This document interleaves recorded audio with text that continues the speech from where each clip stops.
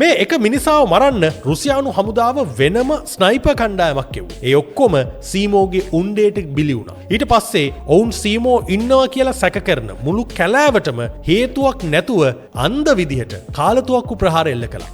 බෝම්බ වැස්සක් මැද පවා සීමෝ නිරුපද්‍රිතව බේරුණා. දින 100ක් ඇතුළත ඔහු ස්නයිපර් ප්‍රහාර වලින් පමණක් සතුරන් 505ක් මරා දැමුවා කියලායි කියන්නේ. මේක ලෝක යුද ඉතිහාසයේ ස්නයිපර්වරයෙක් අදටත් බිඳලා නැති අමානුෂික වාර්තාවක්. හැබැයි 1940 මාර්තු 6 වෙනිදා සීමෝගේ වාසනාව නිමාවට පත් වෙනවා. සතුරෙක් තැබූ මේ එක්ස්ප්ලෝසිව් බුලට් එකක් එහෙම නැත්නම් පුපුරන උණ්ඩයක් කෙලින්ම සීමෝගේ මුහුණට වදිනවා. ඔහුගේ මුහුණෙන් භාගයක්ම කුඩුපට්ටම් වෙලා ගියා කියලායි වාර්තාවල සටහන් වෙන්නේ. සහෝදර බටීන් ඔහුව කඳවුරට අරගෙන එනකොටත් ඔහු මිය ගිහිල්ලා තිබුණා කියලා විශ්වාස කළත් ඔහු එහෙම ලේසියෙන් පරාජය බාර ගන්න කෙනෙක් නෙමෙයි. දවස් 7ක් කොමා තත්ත්වයේ හිටියා කියලායි කියන්නේ. පුදුමයකට පස්සේ ඔහුට සිහිය ආවේ මාර්තු මාසේ 13 වෙනිදා. ඒ කියන්නේ ෆින්ලන්තයේ සහ රුසියාව අතර සාම ගිවිසුම අත්සන් කරලා යුද්ධය අවසන් වුණු දවසේමයි. ඔහුගේ මුහුණට සැත්කම් 26ක් කරන්න සිද්ධ වුණා. යුද්ධයෙන් පස්සේ ඔහුට ලැබුණු පදක්කම් ගැන ඇහුවාම ඔහු ඉතා නිහතමානීව මාධ්‍යයට උත්තරයක් ලබා දුන්නා. ඒ තමයි මම කළේ